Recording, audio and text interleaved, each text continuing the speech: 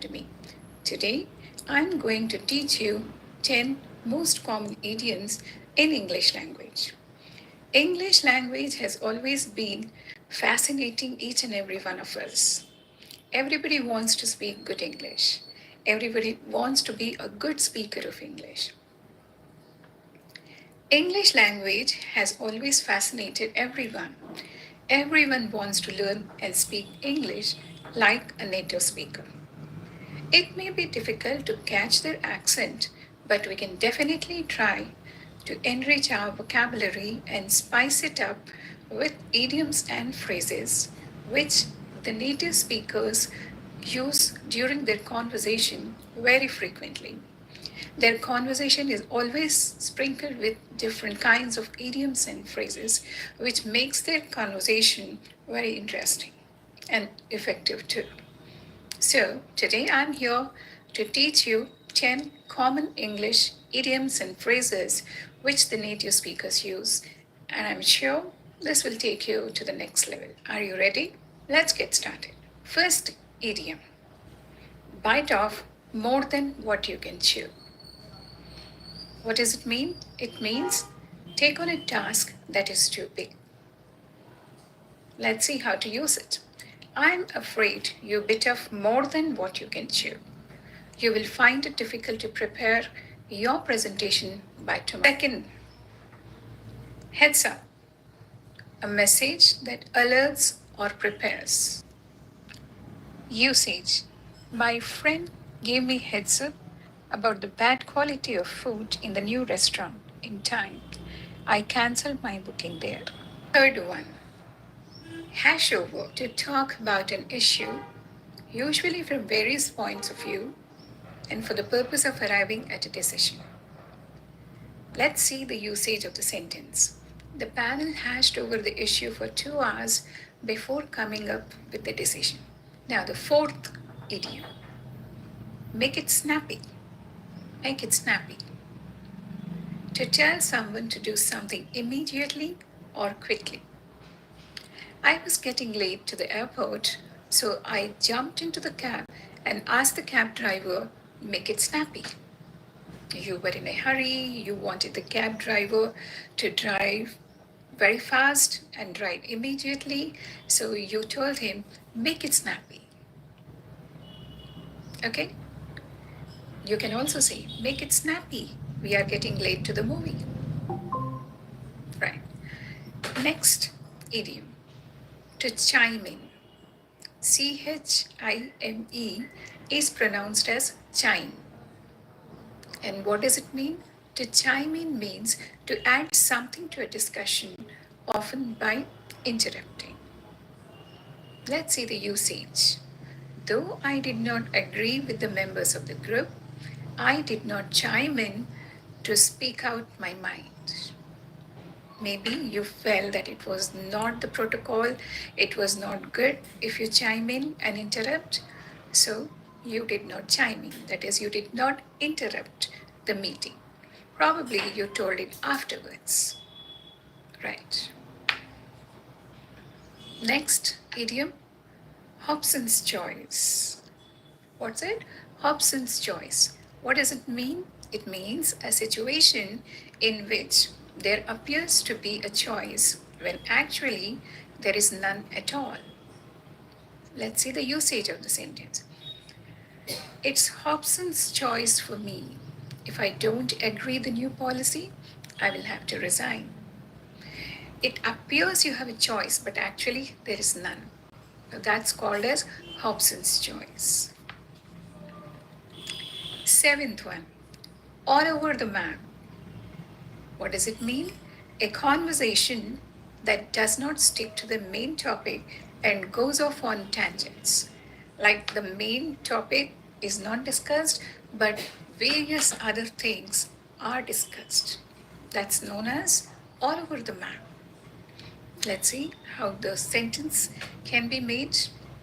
Yesterday's discussion in the meeting was all over the map.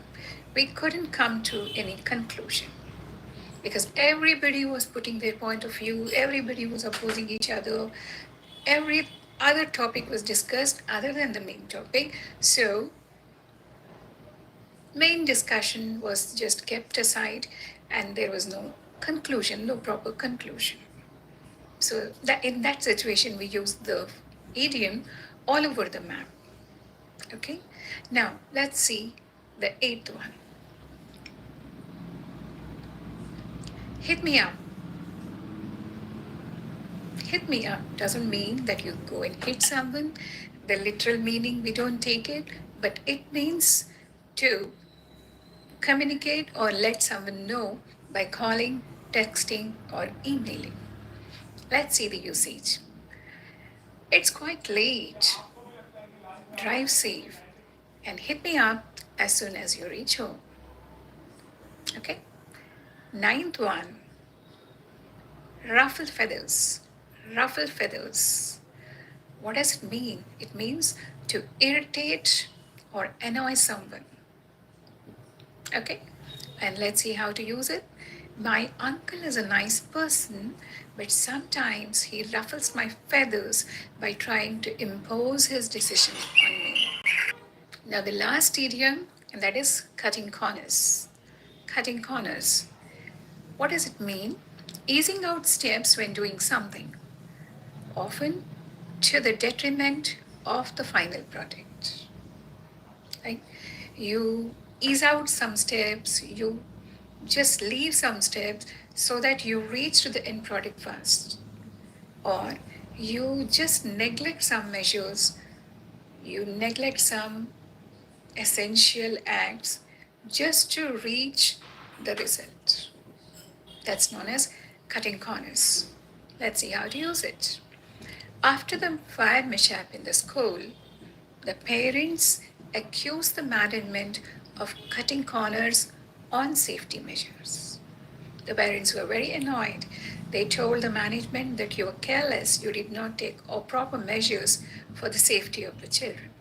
So, in that situation, you use cutting corners. Let me know which one of these 10 idioms you like most. Mention it in the comment section. Definitely, when you use these idioms and phrases in your conversation will be very effective and you will be definitely called as an advanced speaker of English. So make use of them in your conversation. I'm sure you have noted down these idioms and phrases somewhere. Keep looking at them, use them regularly in your conversation with your friends, with your family, or with anybody else you meet, so that they become a part of your speech. Right? Okay, so that's all about the idioms and phrases. See you in the next video with another set of idioms and phrases. So for now, goodbye. See you soon in the next video.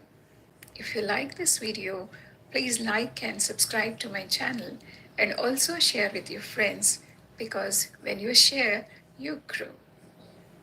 Bye bye. See you soon.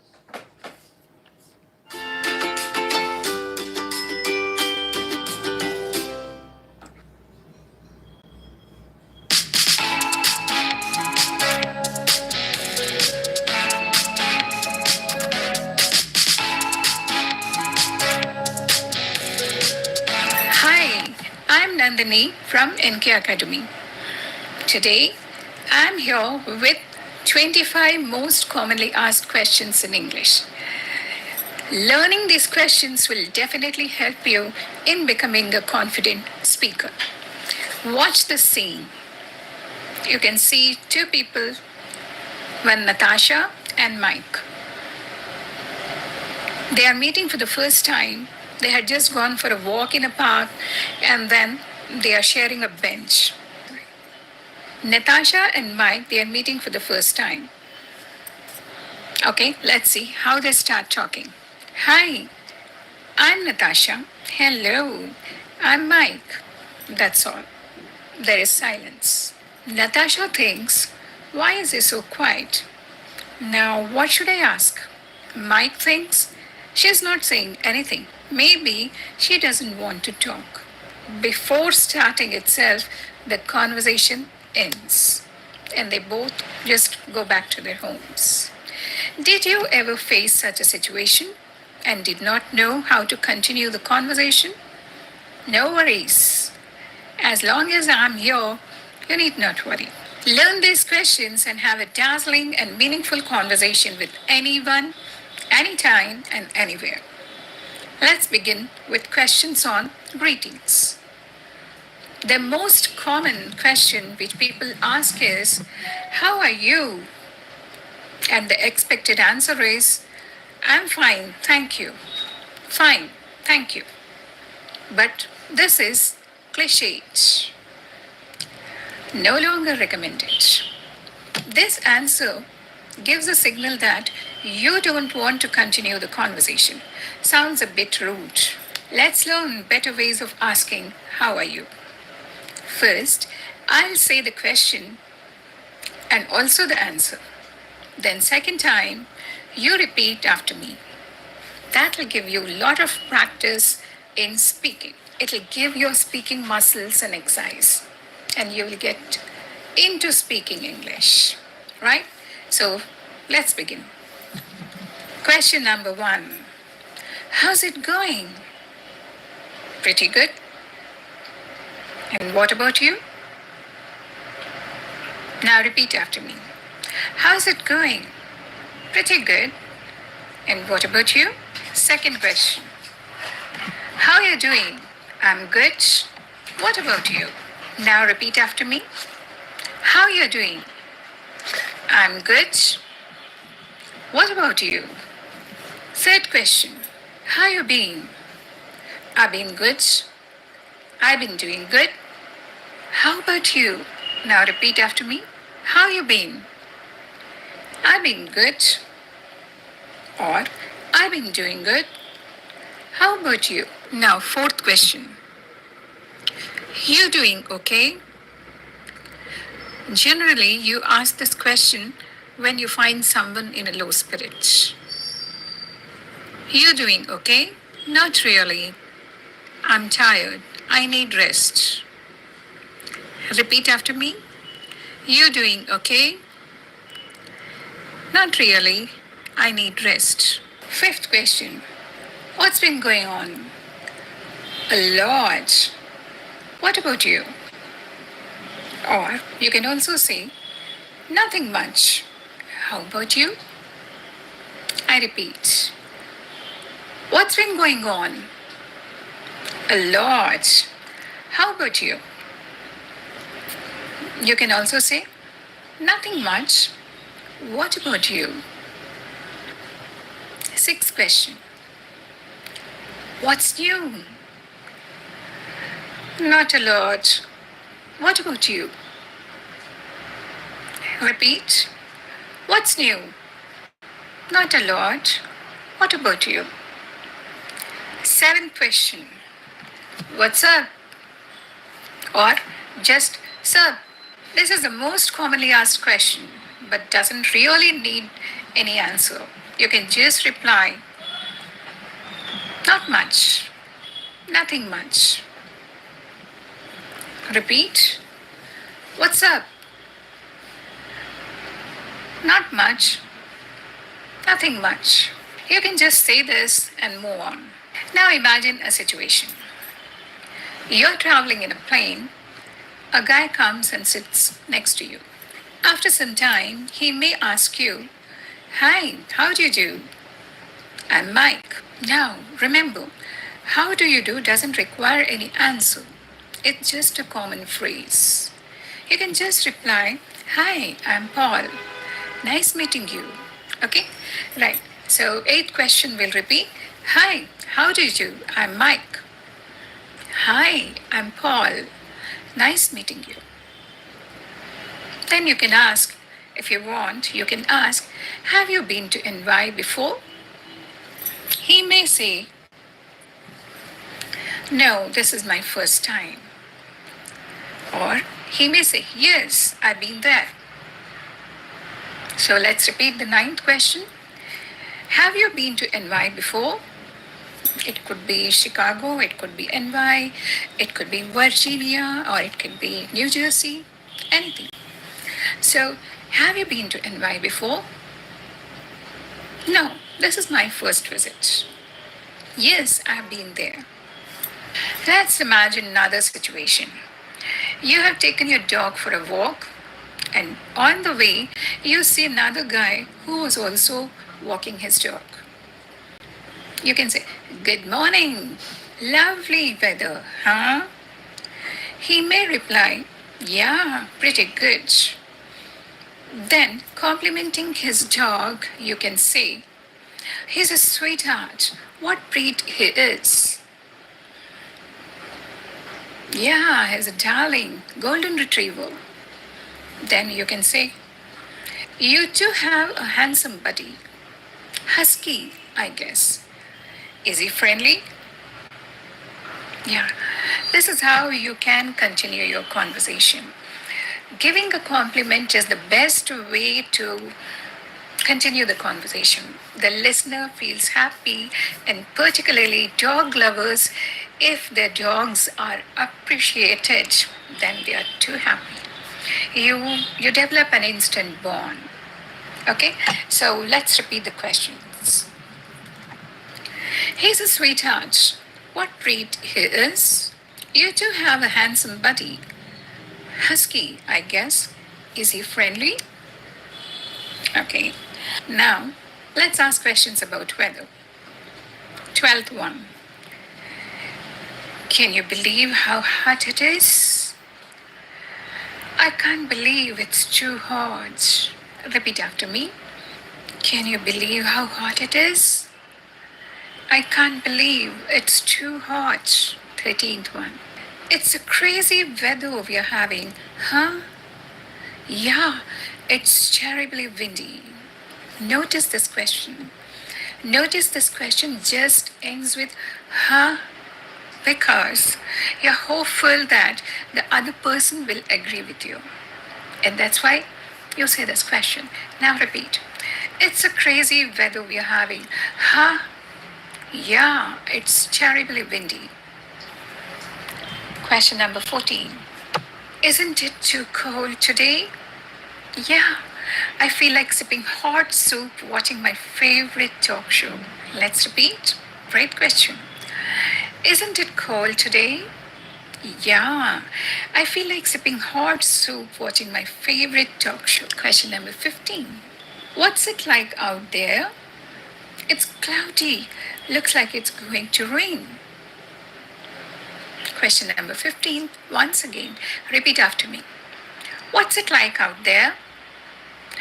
It's cloudy. Looks like it's going to rain. Okay, now let's talk about questions related to job. Question number 16. Hey, what do you do? I'm a teacher. I teach online. I run my business. What about you? I have an online business working from home. How about you? I'm working for Google. I run a local coffee shop. Any of these can be the answers. Repeat after me. Hey, what do you do? I run my business. What about you? I'm a teacher. I teach online. I have an online business working from home. What about you? I'm working for Google. How about you? I run a local coffee shop. What about you? Question number 17. How's it working for Google? It's very challenging. I like it. Nice question. Repeat it. How is it working for Google? Oh, it's very challenging. I like it. Even at your workplace, you need to ask certain questions with your co-workers. Some of the questions I'm going to discuss here. Question number 18. Hi, do you have a second? I want to discuss my project with you. Sure, I'll be free in a minute. Repeat. Hi, do you have a second? I want to discuss my project with you. Sure, I'll be free in a minute. Question number 19. Do you mind if I use your printer for a while? There is some problem with mine. Sure, you can. 19th question. Repeat after me. Do you mind if I use your printer for a while? There is a problem with mine. Sure, you can. Question number 20. Sometimes you can compliment your coworker. Hey, your shirt is great. Where did you buy it? Hey, your shirt is great. Where did you buy it? Question number 21. Cool sunglasses. Where did you get them? Cool sunglasses. Where did you get them? Question number 22.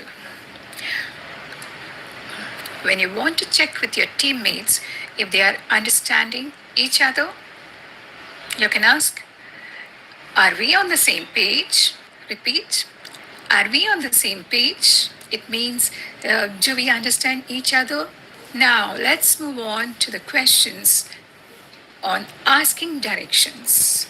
You visit a new place and you want to go to a particular place, then you have to ask questions. You have to ask for the directions. So, some of these questions can be, excuse me, do you know where can I find the nearest cyber cafe? I'm sorry, I'm not from around here. It means like he doesn't know the place very much. Repeat, excuse me, do you know where can I find the nearest cyber cafe? I'm sorry, I'm not around here. Question number 24. Excuse me, can you tell me how do I get to the museum? Head down the street and go right. There you'll find the museum. It's a big building. Repeat. Can you please tell me how do I get to the museum? Head down that street and go right. There you have the museum. Question number 25. Excuse me, how far is the metro station? Not much, it's around the corner. Let's repeat. Excuse me, how far is the metro station? Not much, it's around the corner. It means like it's very near. Congratulations on practicing all these 25 questions. How are you feeling? Great, yes, I know that. These questions are going to be very helpful in having a meaningful and dazzling conversation with anyone. Once you learn these questions, you will develop confidence. You will never struggle for starting a conversation. These are really, really good conversation starters. So I'm sure you're going to learn them and be confident speakers of English. Thank you for watching the video till the end. Hope you liked it and hope this is going to be helpful to you. If you like the video, do not forget to hit the like button and subscribe to my channel. See you in the next video. Do share the video with your friends because when you share, you grow. Thank you. See you soon in the next video.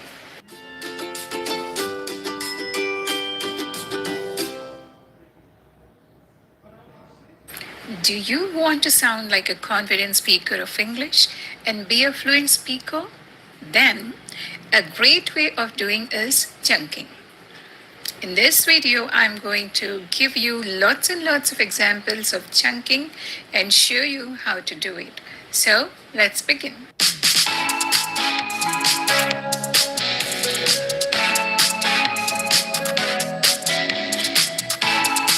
Hi there, I'm Nandini from NK Academy, your friend, English trainer, and your personal coach too.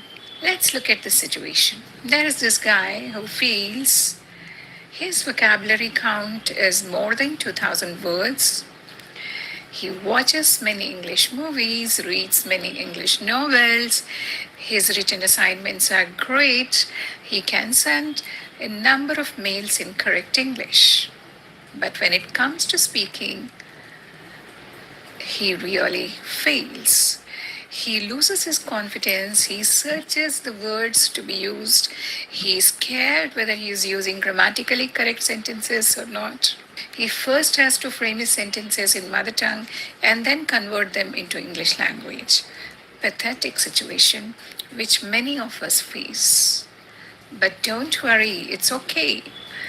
It happens with the language learners when they are learning a second language or when they are learning a foreign language. Nothing to worry about as long as I'm here. I'm going to give you a great technique which is called as chunking. Yeah, you heard it right.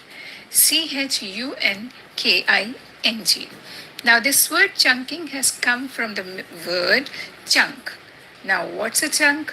Chunk is a piece of something. Here, when we are learning a language, and particularly when we are learning to speak that language, it's always useful that we learn chunks of language, not single words.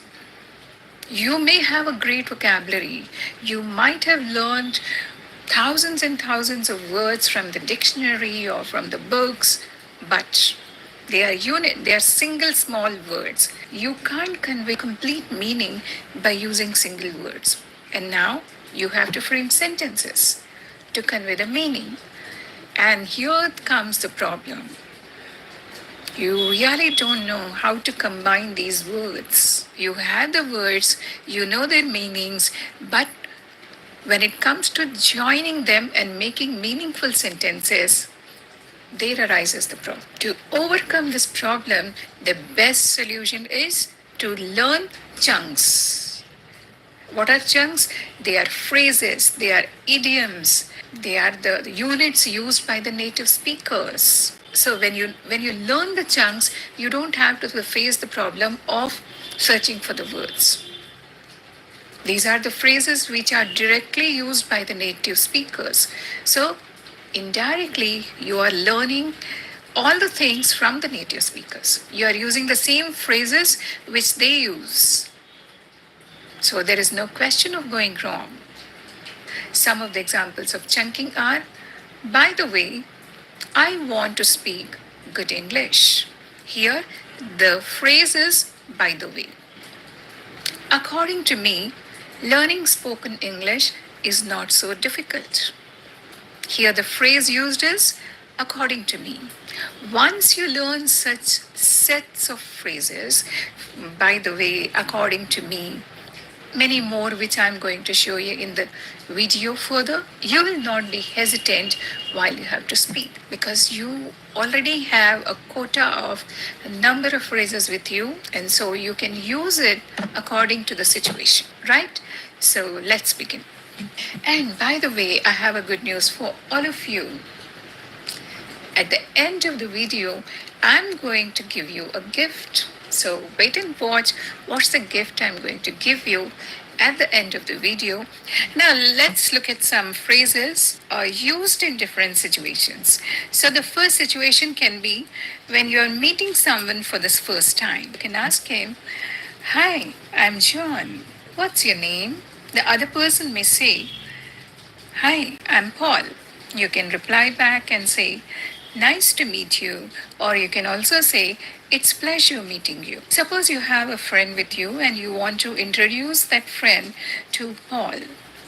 You can say this way, "This is Rebecca, my friend." Let's see another situation. It so happens that you go to a coffee shop and you bump into a friend. Look at this phrase, bump into. It's a wonderful phrase. It doesn't mean you physically bump into your friend. It means accidentally you come across your friend. Some of the phrases which you can use here are, "Hi, what a pleasant surprise." "Hello, great to see you." "Hi, how are you doing? Haven't seen you for ages." You can also ask, "Do you often come here?" He may reply, "Yeah, I know this cafe like the back of my hand." Like the back of my hand is a wonderful phrase, which means he's very much familiar with the place. Okay, let's move on to another situation. Greetings. You're meeting someone and you have to greet them, so you can use the following phrases. And you can say, "Hi, how you doing?" "Great. How about you?" You can ask, "Hello, how are things?" The answer could be, "Things are great." Another question or a phrase you can use, "Hi, how have you been?" "I've been good. How are you?" Now, some of the different phrases which you can use in answering "How are you" are better than excellent, can't complain, things are great. Excellent will be an understatement. You can say this when everything in your life is going extremely well. Let's say another situation. You had a conversation and you want to end the conversation. Sometimes you don't know how to end a conversation. Here are a set of phrases which you can use to end a conversation.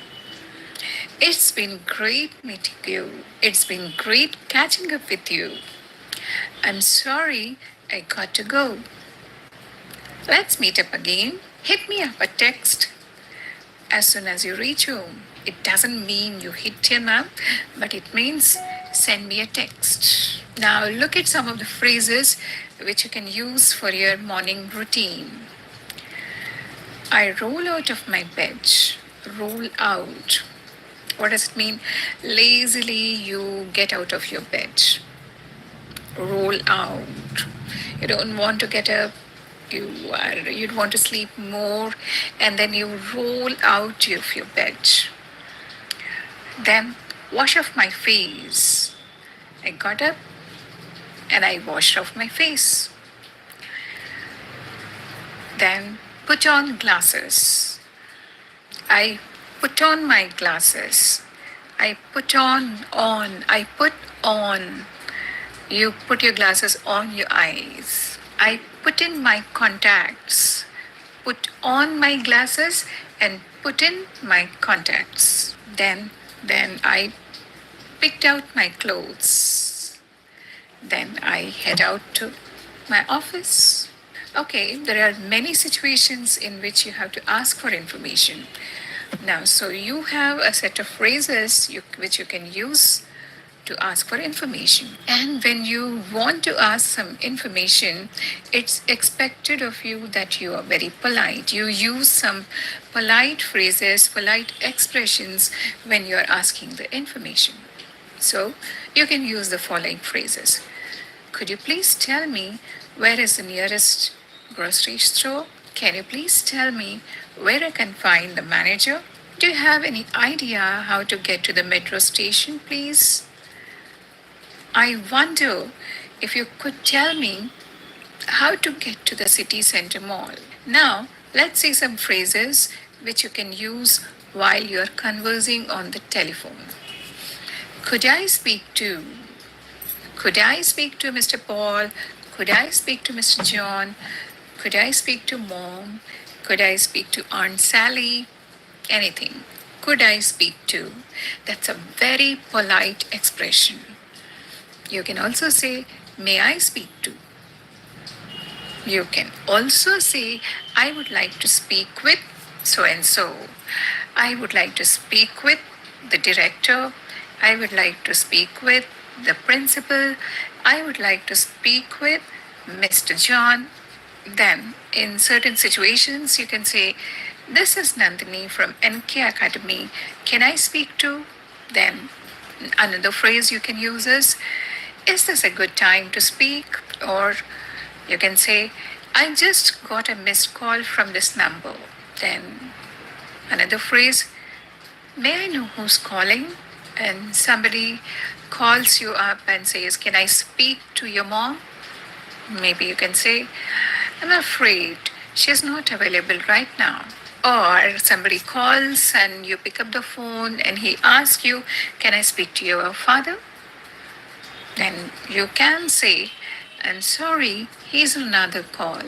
There are some extremely polite phrases which you can use in many situations. One such phrase is, could you do me a favor? Then, can anyone please help me?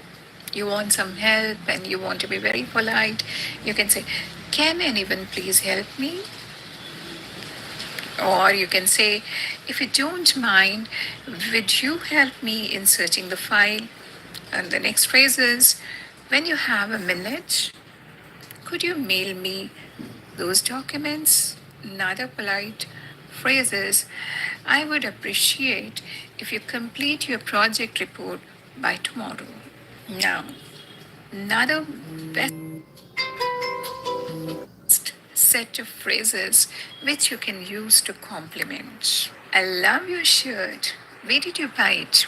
Compliments make everyone happy. If someone has done a good job, you can say, great job. Then you have a way with words. What does it mean? It means that person is a very good speaker or a communicator. Or you can say, I love your haircut. Have you had it cut recently? You look gorgeous. Remember, don't say you look gorgeous today because that person might feel bad and may ask, oh, that means other days I don't look good, I don't look gorgeous. So play safe. Just say, you look gorgeous. You have a good taste. Taste for fashion, taste for style, taste for good choices, anything. You have a good taste. You look great. Those glasses suit you so much. You have a great sense of humor. You are hilarious. Somebody tells a joke and you can give him a compliment like you're hilarious. Okay, let's move on to another situation. Some phrases when you're asking others' opinion. Do you agree? You are in a group discussion and you have presented your point of view. After that, you can ask, do you agree with me? What do you think? You want to involve the other person too. So you can ask, what do you think? This is my opinion, but what do you think? How do you feel about this? Then you can say, I would like to hear your thoughts on this topic. Now let's move on to some advanced phrases. On second thoughts, I might not accept the promotion. Your friend says, probably you are going to get a promotion, but you have your reasons, you have your family issues, because this promotion involves you to move to another station. So you may say, on second thoughts, I might not accept the promotion. At the end of the day, what matters most is that we all are safe. Now, what does this phrase mean? At the end of the day, it means like something like, finally, what counts is the safety of all the members in the house. I wasn't in conference in the beginning. I totally feel out of the loop. Out of the loop. It means like I'm not able to understand all the things because I was not present at the beginning of the conference. Out of the loop, like I'm not very, very clear about what was discussed. I don't get the connection. I'm out of context. Are you kidding? When you hear something surprising, it's something like the situation can be you have written your test very well and you're expecting very good marks, but your friend tells that you got 40%. Then you say you're surprised. You say, are you kidding? Next phrase. On the face of it, she looks settled, but she's not. On the face of it, like she is pretending, she is acting as if she is settled. She's trying to present that she is settled, but actually the situation is different. Next phrase. When I saw her, she was on the verge of breaking down. On the verge of, like at a point, at a point. Next one. Hang in there, mate. Things will improve.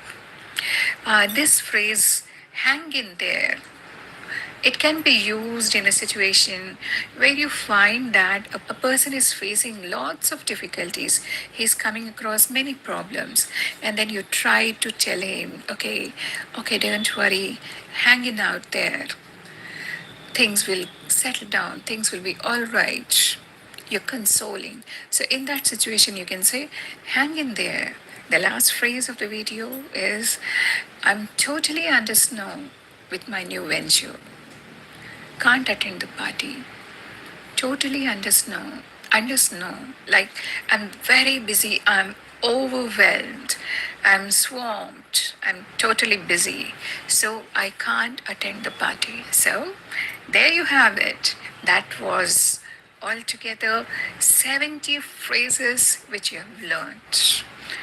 And this will help you speak with confidence without having to search for words.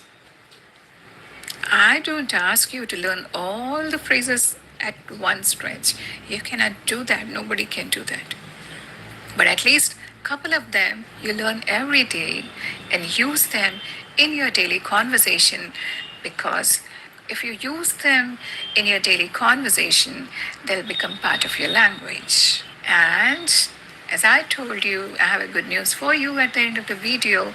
And the good news is I'm going to gift you a PDF containing all these phrases for your usage. I'm leaving the link in the description. So use that link, use the PDF which I'm gifting you. Maybe you can take a printout, or maybe you can note it down somewhere. But the thing is, make use of at least couple of phrases in your daily conversation, because if you don't use them, you will forget. So use it.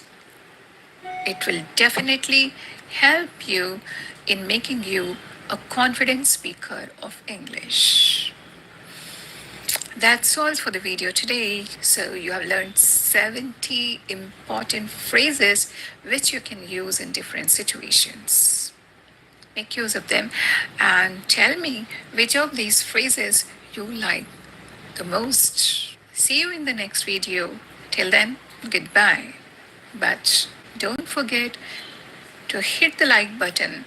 And if you are coming to my channel for the first time, do subscribe the channel. So as I tell you, always share the video, because when you share, you grow. Bye. See you soon.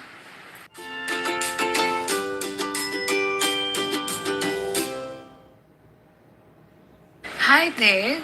I'm Nandini from NK Academy, your friend, English trainer, and your personal coach. In today's lesson, we are going to learn how to talk about food in English. In this video, we have different sections. In the first section, we will discuss like how to describe a food. In the second section, we will be discussing how to express our likes and dislikes about food. In the third section, we'll have conversation about food, and then we will have a conversation about how to choose a restaurant, and then in the last section, we will go to a restaurant and see that how to place an order. So are you ready? Let's begin.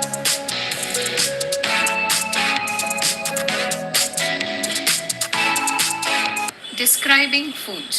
Here we will talk about the different flavors and the texture of the food. Basically, there are 5 flavors.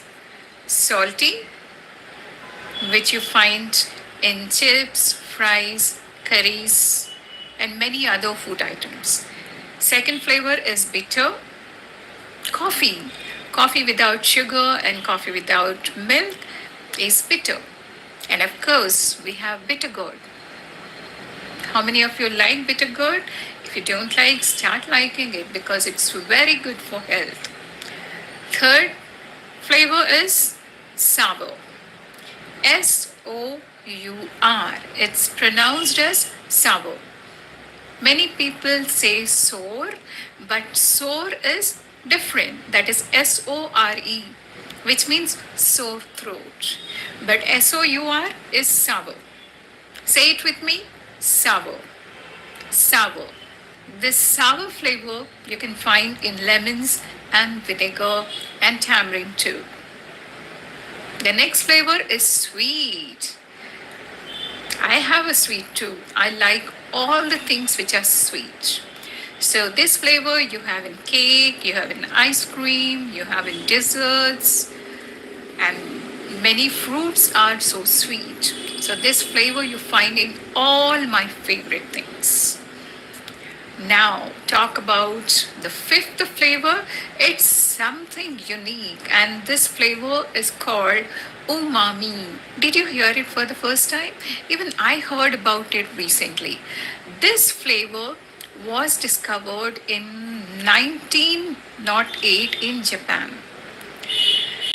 And umami means essence of deliciousness, and its taste is often described as meaty, savory deliciousness that deepens flavor. In a way, you can say that it has a very rich flavor. And this flavor is found in tomatoes, carrots, mushrooms, poultry, soya sauce, green tea, and even in breast milk. Okay, so you have learned a new term, that is umami. Now let's move on to the texture of foods. So let's listen to this conversation. Maria, Mom, I feel like eating French fries. Can you please prepare for me? Sure. Freshen up and come. They'll be ready. Thanks, Mom. Please make them really crunchy. So, crunchy is the texture. Like, what is a texture? Texture is something like which you feel when the food is inside your mouth. Crunchy. The meaning of crunchy is like when you bite it, there is a sound. When you crush it, there is a sharp sound. So, crunchy French fries, uh, crunchy crackers. You have so many crunchy things which you want to eat along with your food as starters too. Chips, they are all crunchy. There are other textures too which are soggy. Soggy means something very, very soft. You don't want soggy chips, you want crunchy chips. And then there is another texture which is called chewy. Chewy, which needs to be chewed hard.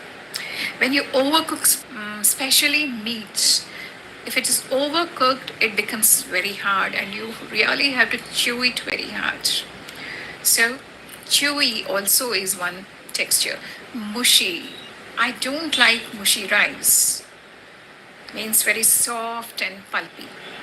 So these are the different kinds of textures: crunchy, soggy, mushy, chewy, and succulent and juicy. Even that's a texture. Now, another situation, let's listen to this conversation. Priya says, I'm avoiding fried food. My, that's good. You can still enjoy air fried ones. They are healthy. Priya, you're right. And sometimes I eat baked ones as they are prepared with less oil. So here you find some words like fried food, air fried, and baked. Baked and fried, they are common. But probably many of us have not heard about air fried. When you air fry the food, it means that the food is fried in hot air. And for this, you use air fryers. So, a new word for you, that is air fried. Okay, let's listen to another conversation between mother and daughter. Payal, do you want to eat scrambled eggs or poached eggs? No, mom, give me sunny side up. Now, what does scrambled eggs mean? They are made from eggs stirred, whipped, or beaten together while being gently cooked on slow fire. Then what's poached egg? An egg dropped from its shell and cooked in simmering water for about 5 minutes, you get toasted. And what's sunny side up? You just break an egg, put it on the frying pan, let the white settle down. It hardens, but the yolk is still runny and it maintains the round shape. And this looks like sun. That is sunny side up. So, three words: scrambled, poached, and sunny side up. Okay, now let's move on to the next one. Next situation.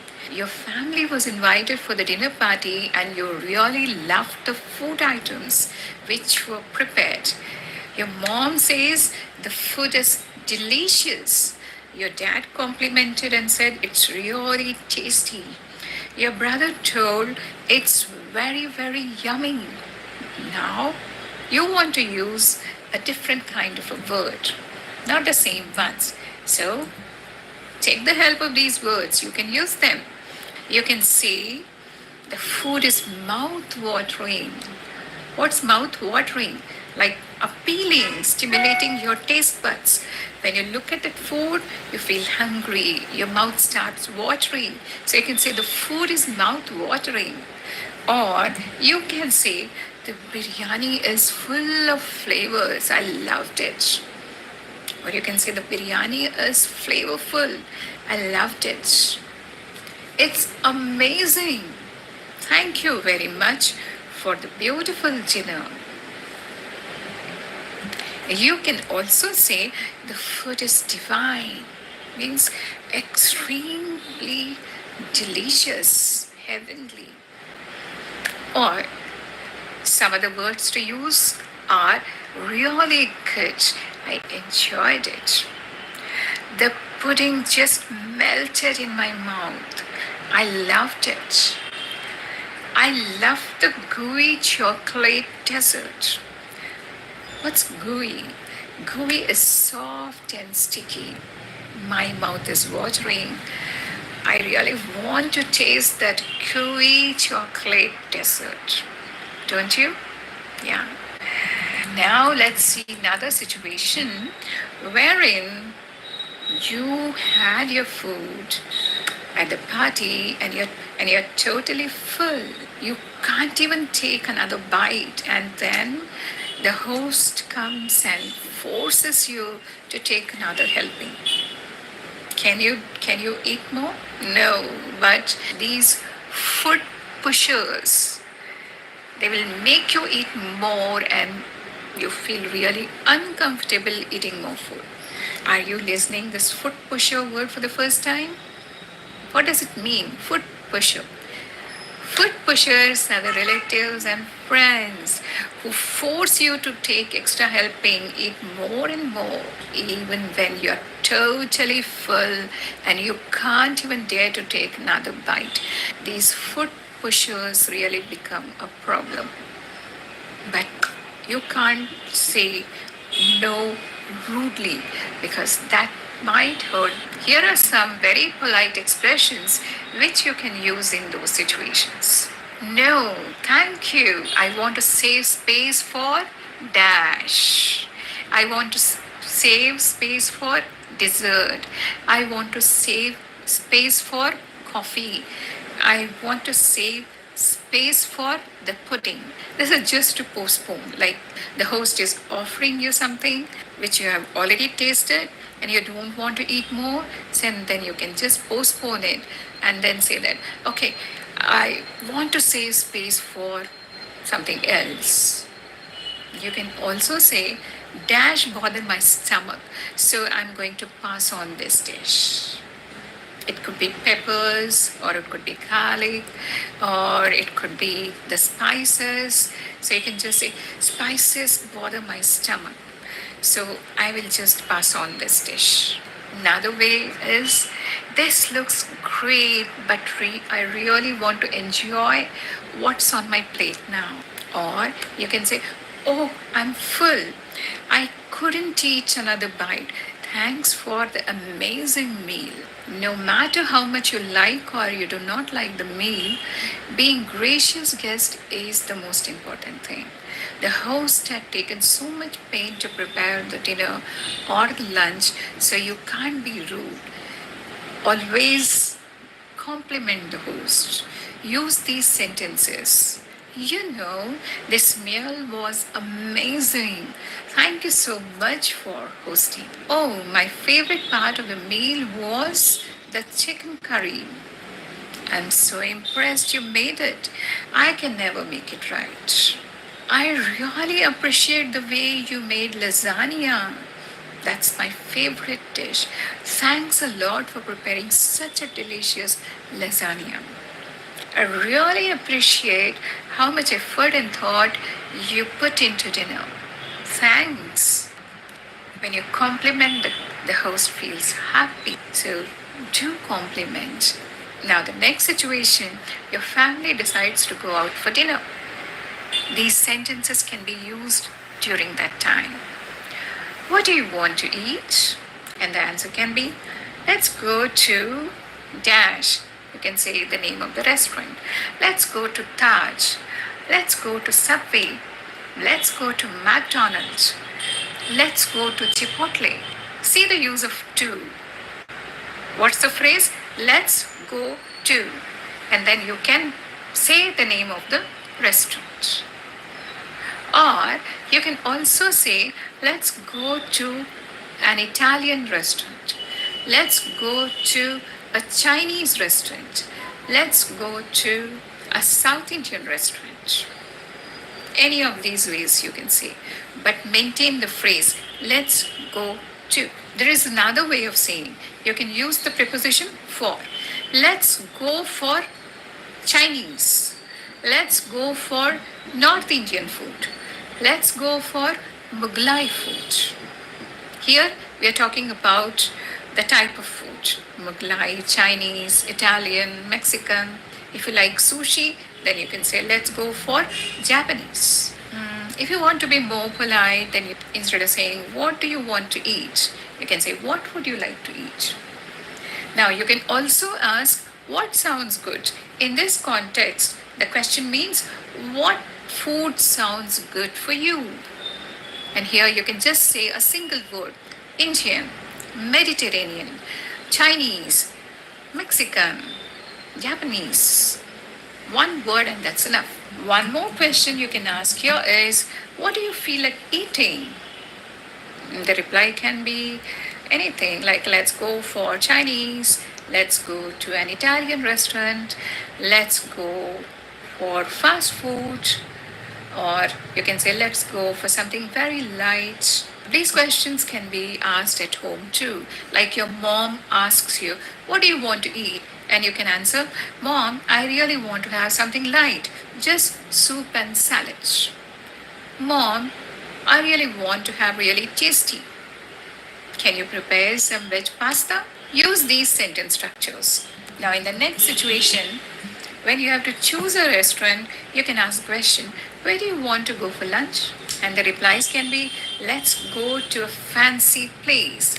Let's go to a place that has good ambience. Let's go to a place which is very romantic. Let's go to a place with a nice view. Let's go to a Thai restaurant. So on and so forth. So the pattern is, let's go to. Let's go to a fancy place. Let's go to a Thai restaurant. Let's go to a romantic place. Let's go to a restaurant which is very near. Let's move on to the next situation. And here, once you have decided which restaurant to go, you can do the reservation over the phone. And you can use these sentences. Hello, Hotel Hampshire. How can I help you? Hi, I would like to make a reservation for 4 people. May I know your name, please? I'm Nandini. Then, when is your reservation? It's for tomorrow at 7 p.m. For tomorrow at 7 p.m. So, you have finally reached the restaurant and then, hello, sir, how can I help you? Well, I had made a reservation for 4 people. My name is Nandini, so can you guide me to the table? Of course. This way, so he shows you the table, and you settle down on the table, and then you say, can I have the menu, please? Sure. Here it is. Would you like to order some drinks? The answer can be no thanks. Or you can say, uh, I'll have an orange juice.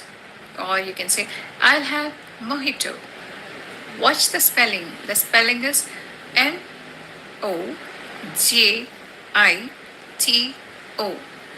But it's pronounced as mojito. Great, I'll be right back. And then after some time, he comes again and asks, are you ready for the order? Yeah, we are ready. For starters, we will have dash dash dash. For starters, you can say for starters, we'll have paneer tikka. For starters, we'll have Manchurian. For starters, we'll have chips and fish. For starters, we'll have fish and chips. Then you can say, for the main course, we would like to have lasagna. For the main course, we would like to have biryani. For the main course, we want to have noodles. And for the dessert, we would like to have the chocolate pudding or ice cream. Pay attention to the structure. We would like to have. We will have. For starters, we will have. For dessert, we would like to have. So use these sentence structures while ordering. Now you finish off your main course, and then again he comes and asks you, can I bring you anything else? No, just the bill. The food was amazing. So in this video, you have seen all the words and phrases which you can make use of when you're talking about the food. I hope you will remember them. Make use of the sentences and the structures which I have used in the video, and try to make your own questions and the replies. Only then they will become a part of your conversation. That's all for the video. See you soon in the next video. If you like the video, hit the like button. If you have come to my channel for the first time, do not forget to subscribe. And also share the video with your friends, because when you share, you grow.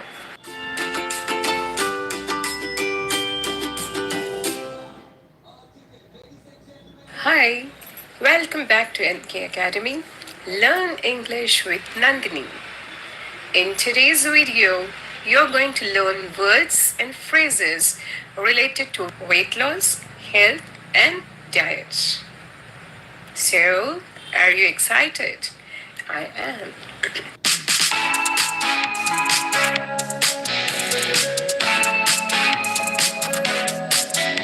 So here we go. Let's listen to a conversation between two friends.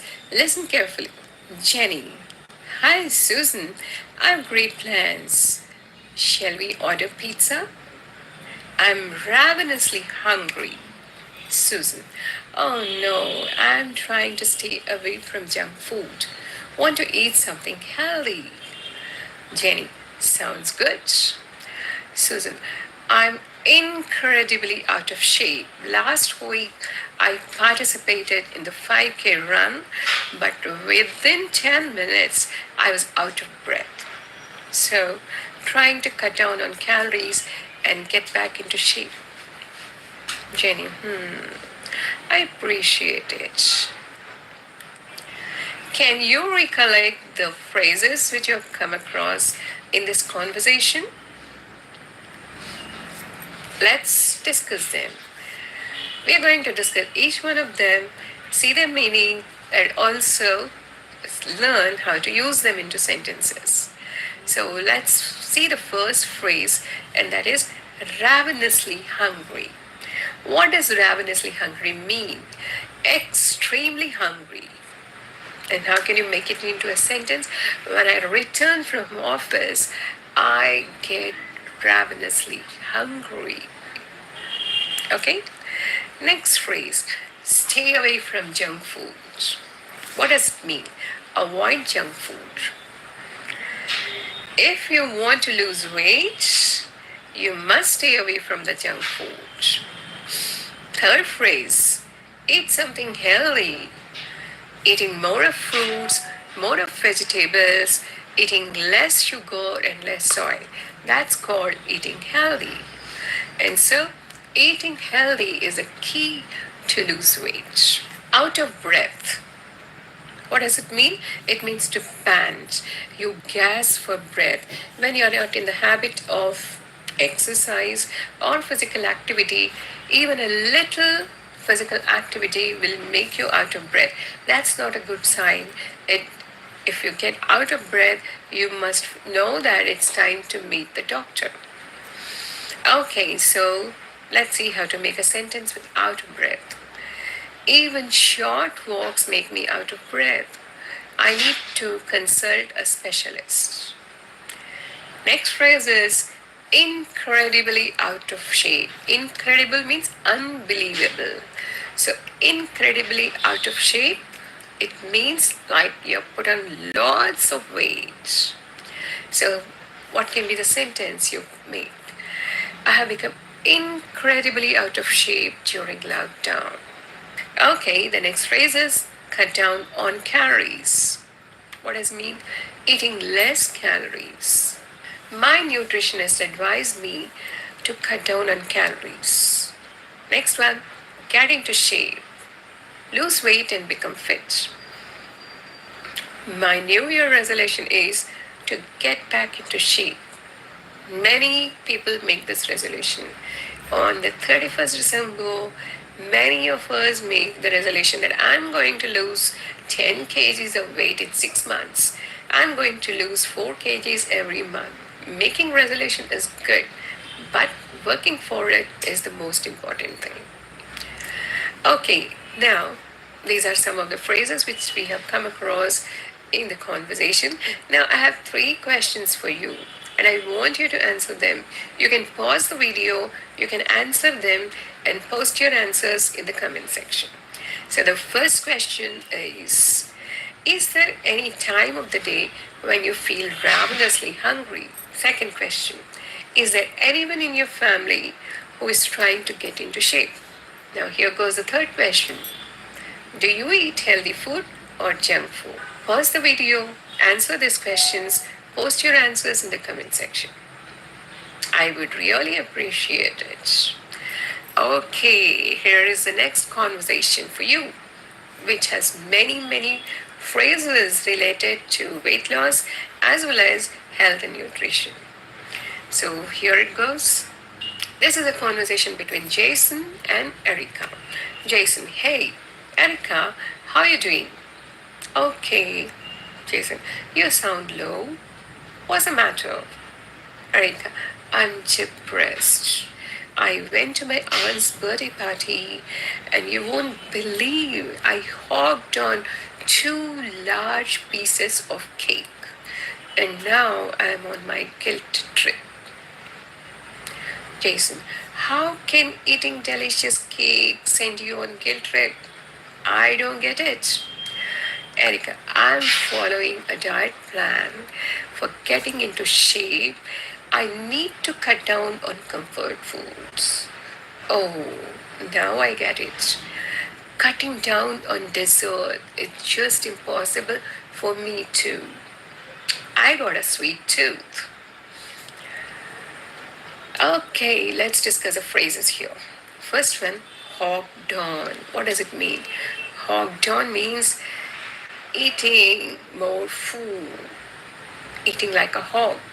Generally, people hog when they are very hungry or when they are anxious about something, and the food gives them comfort. Every time we meet, she hogs on the ice creams because she loves them. Next phrase is on a guilt trip. What's this guilt trip? Guilt trip is a strong feeling of guilt because of something you have done which you shouldn't have done, or something which you have not done. You have forgotten to do it. Then you go on a guilt trip. So the sentence can be, you don't have to go on a guilt trip, my aunt said, because this pudding is highly nutritious. Okay, now You can also make a sentence like this: I always forget to call her back, and whenever she calls, I have my guilt trip. Next phrase is following a diet plan. To make a diet plan and do accordingly. That's called following a diet plan. People are good at making diet plan, but they don't follow it. So it's important to follow a diet plan. I'm going to strictly follow the diet plan given by my nutritionist. Okay, next phrase. And next phrase is getting into shape. And it means getting into good condition, get into good physical condition. So let's make a sentence: everyone wants to be in good shape, but very few people make an effort to do so. Right. So the next phrase is cut down on. It means to eat or drink less of something. Since he has diabetes, he needs to cut down on sugary foods. Right. Next phrase: comfort food. Very simple. Comfort food is a food that gives you comfort. After eating it, you feel happy. Feel good feeling is there in you. You feel happy, you feel comfortable. And this kind of food generally has lots of sugar and lots of carbohydrates. Ice creams, cakes, pastries, these are all comfort food. Okay, so let's make a sentence. Death by chocolate cake is my comfort food. After eating it, I feel as if I am in a bliss. Okay, next phrase is sweet tooth. A great liking for sweet food. My daughter has a sweet tooth. She needs dessert after every meal. All right, now I got 3 more questions for you. Please do answer them and post it in the comment section. First question: which is your comfort food? Second one: who has a sweet tooth in your family? Third question: did you go on a guilt trip anytime? You can pause the video, answer these questions, and then post it in the comment section. Right? Here is another conversation between Jason and Erica after Erica visits a nutritionist. Jason: hey, Erica, you look better now. Erica: yeah, I visited the nutritionist, Dr. Smith. Sounds great. Hope this helps you. Erica: I'm quite positive about it. He gave me some tips like to watch what I eat, avoid yo-yo dieting because this will always result in binge eating. He asked me to try to get my 5 a day. Most important of all, he asked me to plan my meals in advance. He also asked me to stay off from junk food. Jason: great. Middle age spread is very common among 50 plus people, more so now because all of us are leading a sedentary life and also because of the work from home culture. It's better you plan your workout regime too. Erica: I have to because most of the time I'm either a couch potato or a mouse potato. Eventually, I put on lots of weight. Okay, now let's discuss the phrases which we have come across in the conversation. The first phrase we came across was being positive about something. That means hopeful and confident. Donald Trump was quite positive about his winning the elections. Next phrase we came across was to watch what I eat. What does it mean? It means not to overeat. Be careful about what you are eating. That's watch what I eat. Looks like you have put on some pounds. You need to watch what you eat. Next one, yo-yo diet.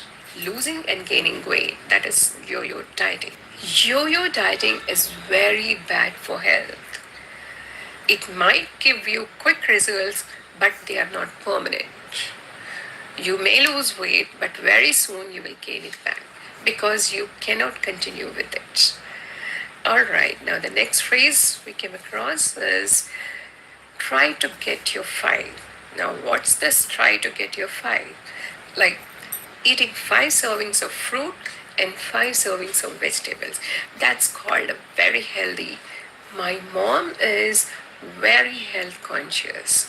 Whenever I speak to her, she asks me, do you get your 5 every day?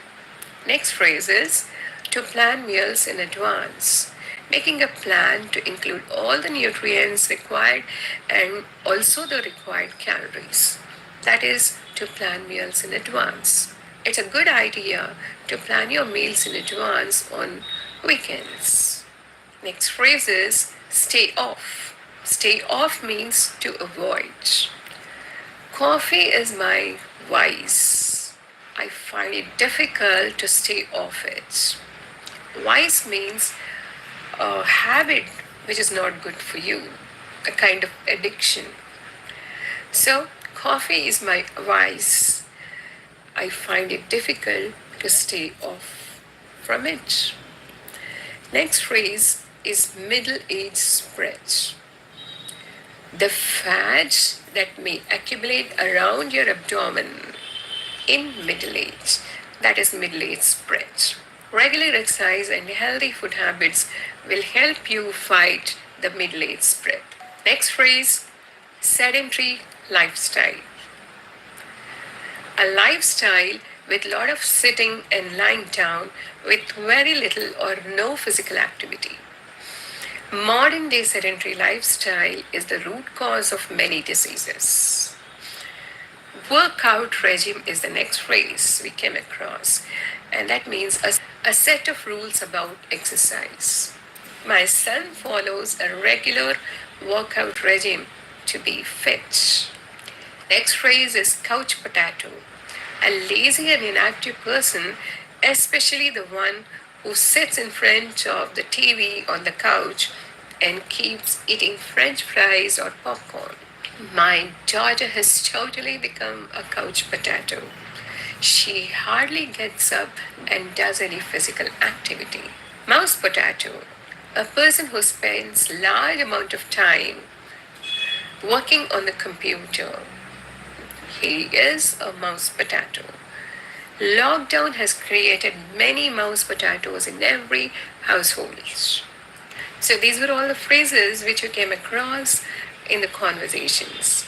Now, I'm going to give you one bonus tip, and that is sometimes talking to an adult family member or close friend about losing weight can be hard.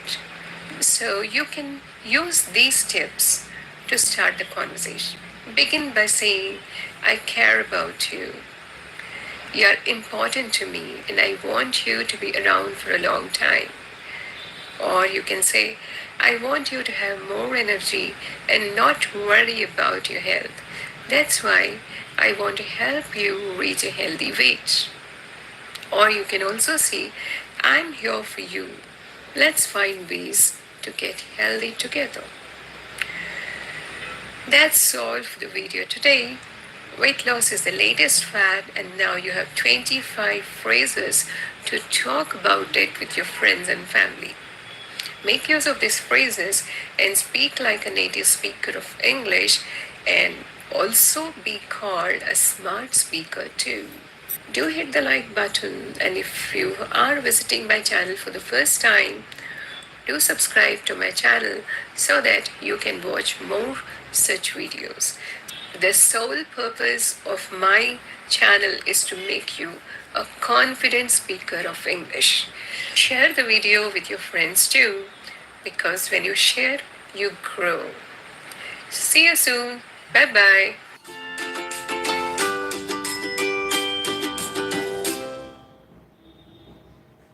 Welcome back to my channel, NK Academy.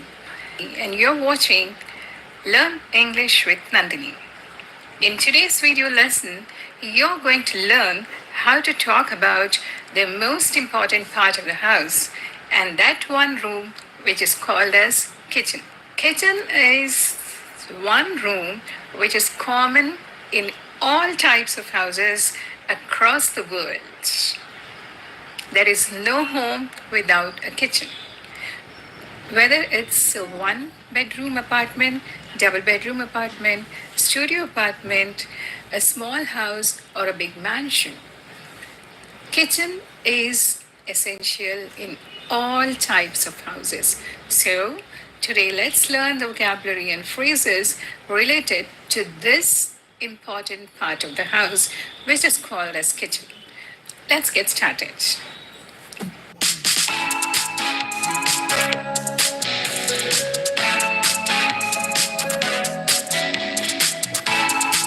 This video has two parts.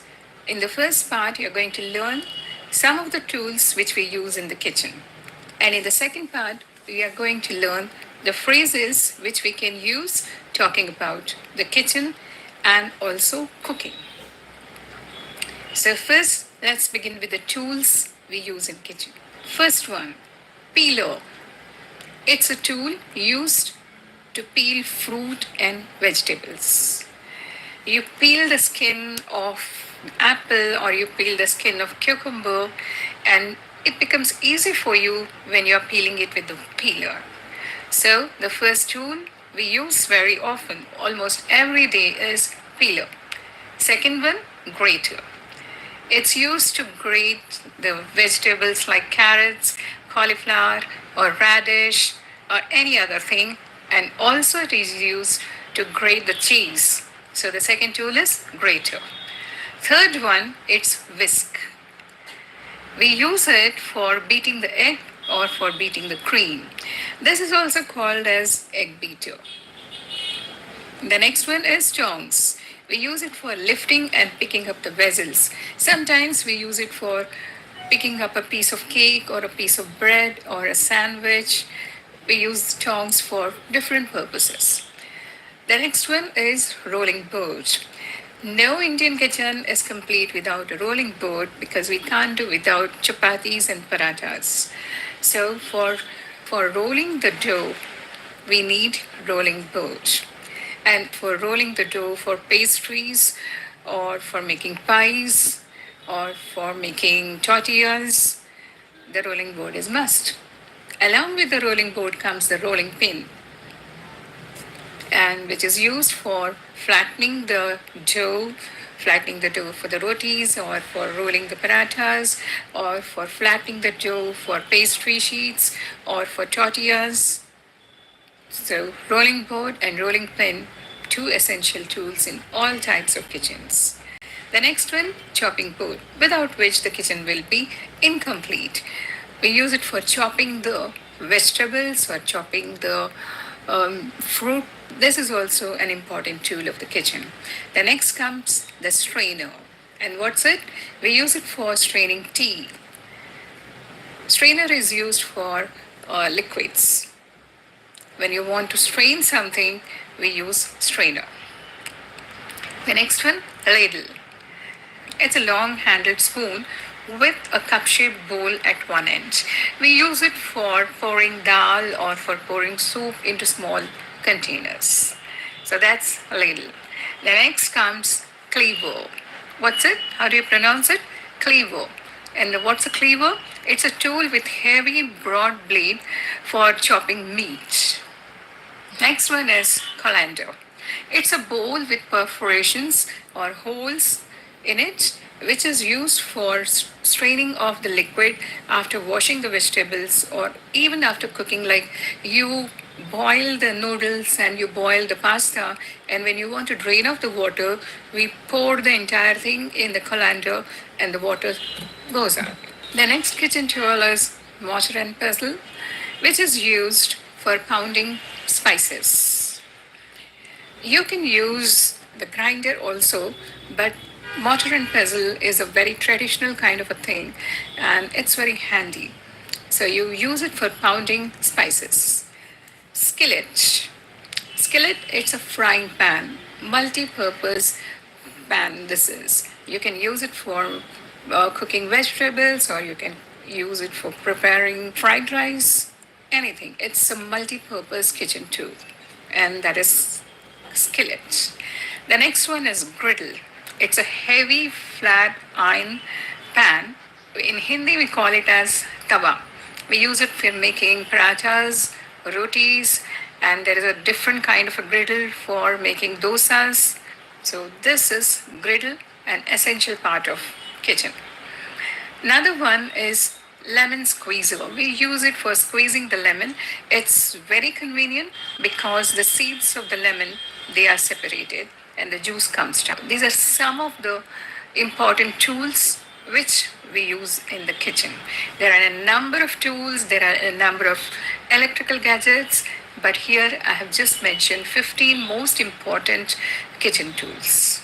Now let's see some common phrases which are used while working in the kitchen. First one, sift the flour. What's it? You sift the flour before making the dough for rotis or for pastries or even before baking a cake, you need to sift the flour. And the second one, strain the tea. Strain the tea. You make the tea and you want to separate the tea leaves from the decoction and we use the strainer. So that is called strain the tea. We use the word strain for liquids and we use the word sift for dry things. So that's the difference between sifting and straining. Next phrase which is commonly used is knead the flour.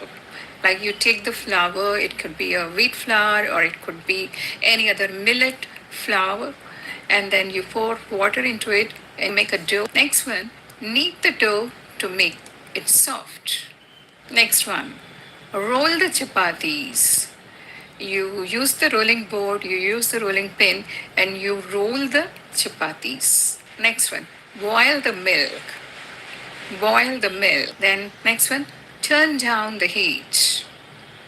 The milk is about to boil, so please turn down the heat. Turn down the heat, that is, reduce the heat. Next one is stir continuously. Stir the vegetables continuously so that they don't get burnt. When you stir fry, you stir the vegetables continuously. Next phrase, stir occasionally. Like if you are stirring the vegetables not continuously but after some frequency, then you can say stir them occasionally. Okay, sometimes you want to thicken the milk, you want thick milk like condensed milk, then you can say boil the milk till it thickens. Okay, now you want to make paneer or cottage cheese at home, so you can tell, okay, squeeze the lemon juice to curdle the milk. The next phrase which is very commonly used is peel the potatoes.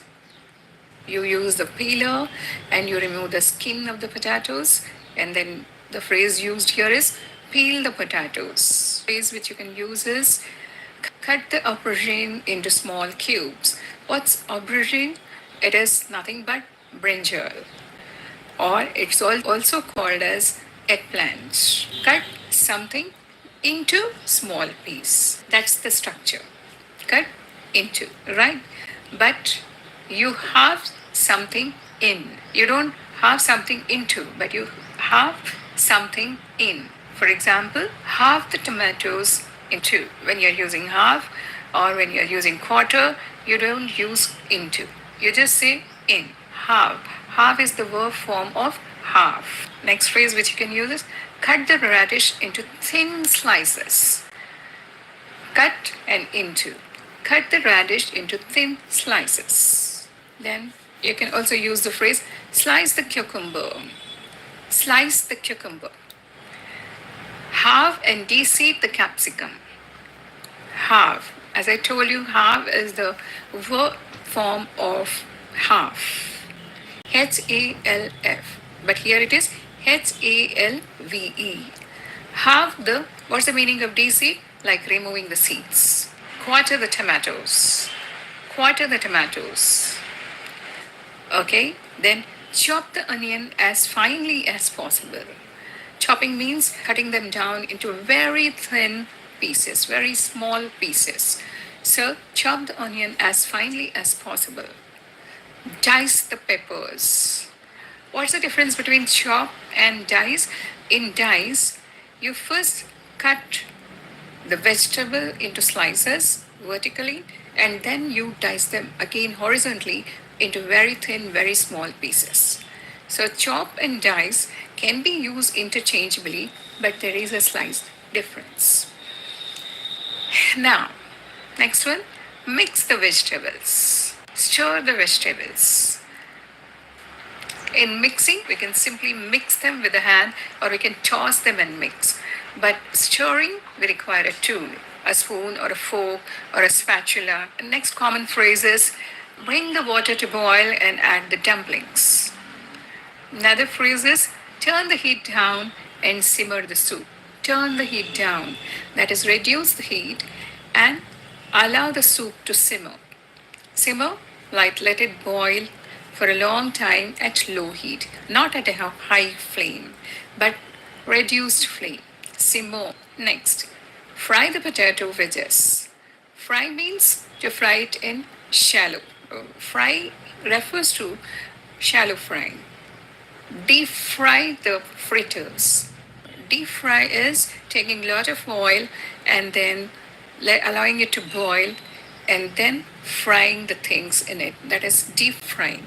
Frying refers to shallow frying, and deep fry refers to using a lot of oil and frying.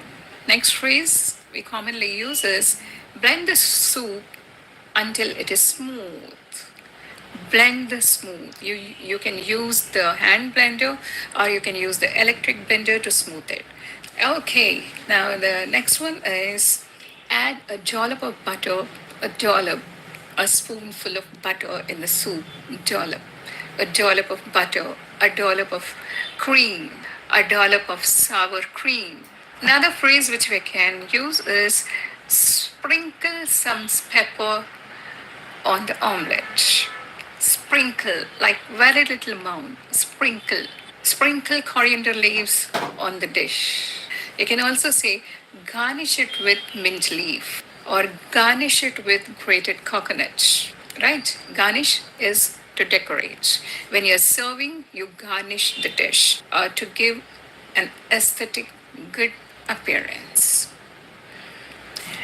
Then another phrase which you can use, pour the chocolate sauce on the pudding. Pour the chocolate sauce on the pudding. Pouring means you are adding sufficient amount of something. Pouring. The opposite can be drizzle. Drizzle drizzle olive oil on the salad. Drizzle is using very little amount, but pouring is using generous amount. The word generous, we generally use it with the people to show that he is very kind. But when you are saying generous amount or a generous quantity of something, it means large portion, big portion. So these are some of the kitchen tools and phrases which you can use to talk about the kitchen, to talk about preparing for food, and to talk about cooking the food and also serving the food. Hope you like them. Tell me which one of the phrases you liked. And also post in the comment section which was the last dish you had cooked.